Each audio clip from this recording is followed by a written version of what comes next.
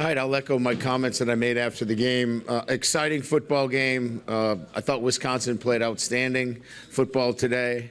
I thought, as an opener today at noontime, an exciting game to watch. I don't know if my comments were heard over the loudspeaker, but our team was down at the half, and you could tell that it was probably one of the lowest points all season, and I could sense that. And we had to take it as a learning moment, and what kind of adversity we were under. Let's see if we could bounce back from this. This would be a great learning experience for a lot of younger players, especially on the defensive side of the ball, and a quarterback who's obviously taken over for a Heisman Trophy winner. So there was a lot to prove in the second half, and I thought they did a great job. We outscored them 21-10, had some key stops. I thought we controlled the play in the last 6 minutes, which is, when you're looking for the margins of victory in close games, obviously you want to be able to control the end of the game, and I thought we finished strong. So really proud of our football team in a game where two teams really wanted to win the football game. There was no doubt about whether these guys wanted to be here or not. Both teams wanted to be here. Both teams wanted to win. So I'll open it up to questions. Coach, you're down 14-0 early. You're down 28-14 with a backup quarterback, but there was no panic in what you were doing. How proud of you? Yeah, and I think, what I told our football team, and I continue to echo it, is, there's different pieces to a football team that you look at, and one of them is, you have to have a consistency in your performance, and you got to keep playing, and it's one play at a time. It was uneven at times, but if you just keep playing and you just trust your process, then eventually it's going to come together for you. And they didn't panic. They didn't get outside the lanes. They just kept playing. They played one play at a time, and the tide started turning for them. When did Nuss going to turn the corner in the game? You talked about me kind of shake some rust off or get that rhythm. I think when he felt much more comfortable, I thought Wisconsin did a great job of changing up coverages. I think when he really started identifying some of their trap 2 and 3 and the mixtures, did a really good job with protections. He was clean all day. I don't know if he was sacked at all. But I think once he got a good sense of what was going on out there, the speed of the game, you saw him later in the game. He made some really good checks. He changed protections, and it just took some time for him to get there. And I knew eventually he would. It was just a matter of we needed to slow him down on defense, and we did. And he was able to get our offense going. Obviously, the big throws down the field, the 98-yard drive was the big one where that's what he can do. He can get the ball down the field. It's huge. I mean, I can't underestimate how important this win is for not only him, but our entire football team and our defense. They needed some confidence, and they needed some key stops. All of this builds, towards confidence and evaluating what you need to do in the offseason to be the kind of defense and offense to win a championship. What does that say about him? He backs up to your own goal line. You've got to go 98 yards to win the game. That's when guys really prove themselves, right? Absolutely. Look, you haven't had, he hasn't had many of those rehearsed situations. I think our 2-minute drill puts him on the 35-yard line, with less than a minute to go in the game with a timeout, and he's going against his own teammates. It's a little bit different. And so his ability to manage the moment, his ability to be calm in those situations speaks of a guy that is going to only excel and get better as he plays more football. Coach, how important was it for you to have a second straight 10-win season? Well, I think it really stabilizes the program. Stability within your program, stability within the ranks of your recruitment. So it's, for us, it's been, recruiting, development and retention. And you do that, but you can't do it when you're really effectively when you're, say, 3-9, or 4-8.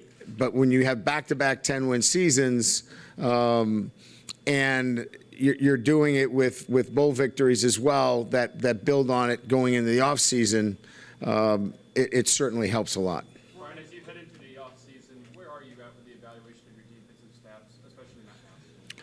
Yeah, we'll evaluate, now that the season is completed, I'll do a full evaluation of all of our staff members. Obviously, we've got to make some decisions on offense, where we are. We do not have an offensive coordinator, as you know.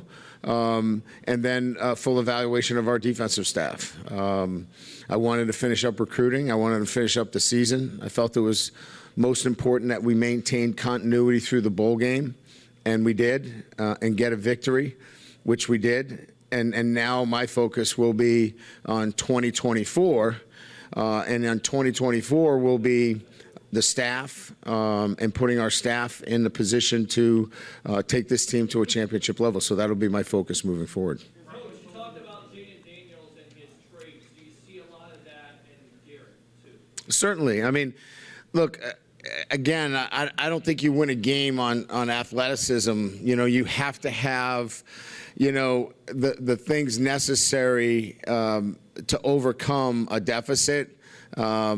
Overcome being a first-time starter. You can't just get by on arm talent. You've got to be a guy that is confident in your ability, has a great process that he trusts. So he's got a lot of the same traits that Jaden does. Obviously, he doesn't run and has the escapability. You didn't see any of that today where Jaden created a lot of yards for us there, but Nuss can do it in other ways. And I think he's going to continue to do that for us. Joe Dew is a play caller. What do you like about him working with him?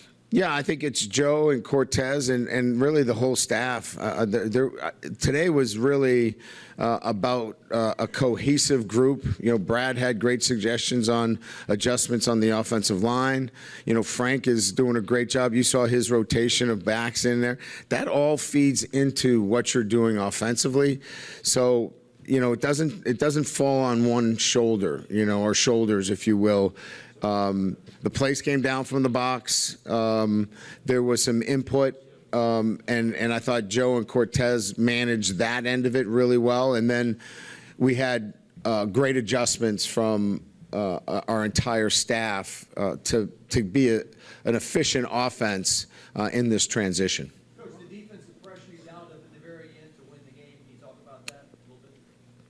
So we got out of our dime and nickel package. We got back into some base. The guys were wanting to get into some base. We got into some base defense and got into some trail coverage, made it difficult for them to have anything available.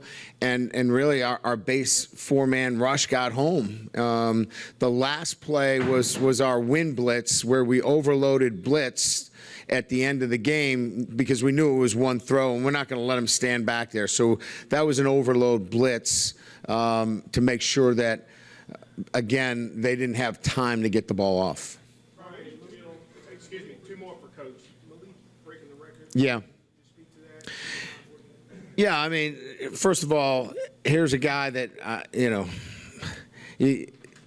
I'm not up here to evaluate, the receiving corps going to the NFL, but I think he's the best receiver in the country, plays in this game, and, he wanted to do it for his teammates, he wanted to do it for LSU, and he wanted to do it because he wanted to break the record.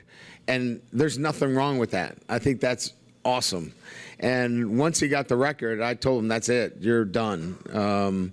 You've done everything and more than we've asked you to do. So, he fought me a little bit on it, and it was an easy decision. Last one, Michael. Where do you feel you are into year two now? A team that's won 20 games over the last 2 years has a good foundational base of what LSU football team's expectations are. This is a team that year in and year out should be competing for championships. And you can't do that when you come in with 35, 36 scholarships, but you have to stabilize it, and then you have to build that from within. I think we've done a really good job the first 2 years of stabilizing, put a strong base on it. Now I think it's, as we go into 2024, I feel really good that this program is stabilized and now ready to really ascend as we move forward. Thank you.